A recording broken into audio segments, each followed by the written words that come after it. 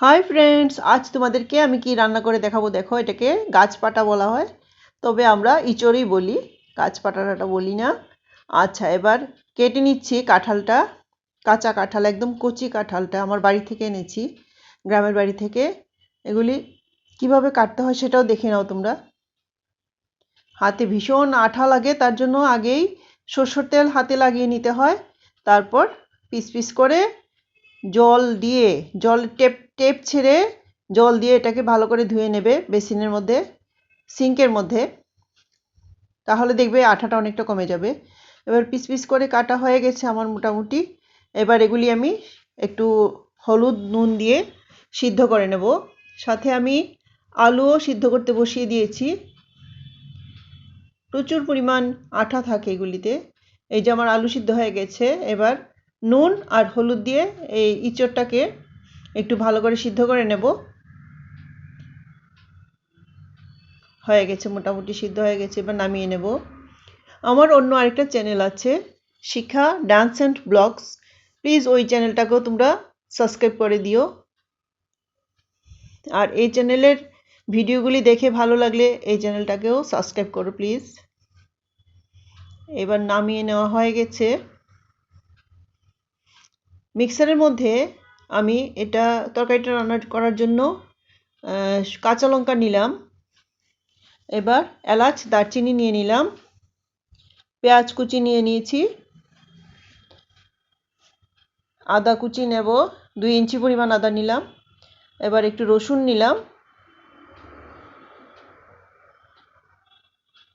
আর কিছুটা টমেটো নিয়ে নিলাম, নিয়ে শুকনো লঙ্কা নিলাম 4-5টা। এবার টমেটো নিয়ে এটাকে আমি একটা পেস্ট তৈরি করে নেব।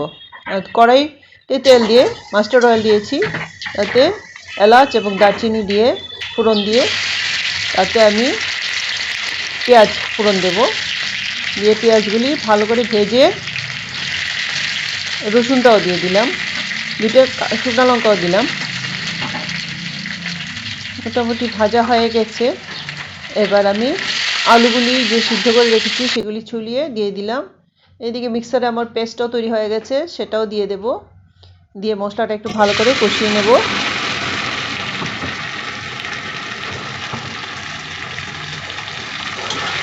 মশলাটাতে কষানো হলে তারপর আমি কাঁঠাল যে সিদ্ধ করে রেখেছি হলুদ লবণ দিয়ে সেটা দিয়ে দেব, দিয়ে দিলাম। দিয়ে এগুলিও ভালো করে একটু তেলে কষিয়ে নেব।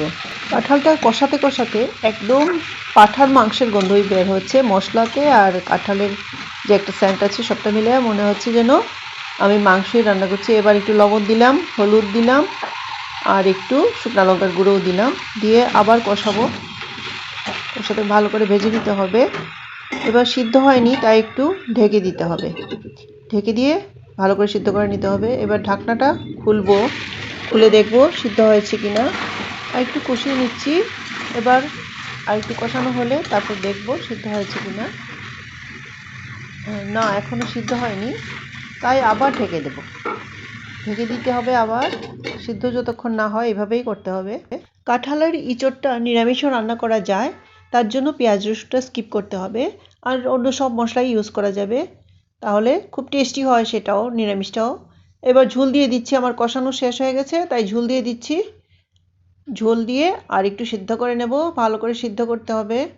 এঁচড় রান্না করার আগে ভাপ দিয়ে বা একটু সিদ্ধ করে নিলে জলটা ছেঁকে ফেলে দিয়ে তারপরে রান্না করলে ভালো হয়, কারণ তাতে যে কষ কষ একটা ভাব থাকে কাঁঠালের সেটা আর থাকবে না, আর খেতেও বেশ নরম সুস্বাদু হয়।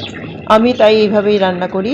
2 চামচ সুগার ফ্রি দিয়ে দিলাম, ছোট ছোট চামচে 2 চামচ সুগার ফ্রি দিলাম। চিনিটা আমরা একটু অ্যাভয়েডই করি। বাস, মোটামুটি হয়ে গেছে আমার রান্না। এবার নামিয়ে নেব। নামানো হয়ে গেছে, দেখেই বুঝতে পারছো কত টেস্টি হবে খেতে। এবার একটু ঘি দেব ভাবছি, তাতে ঘি দিয়ে পরিবেশন করব।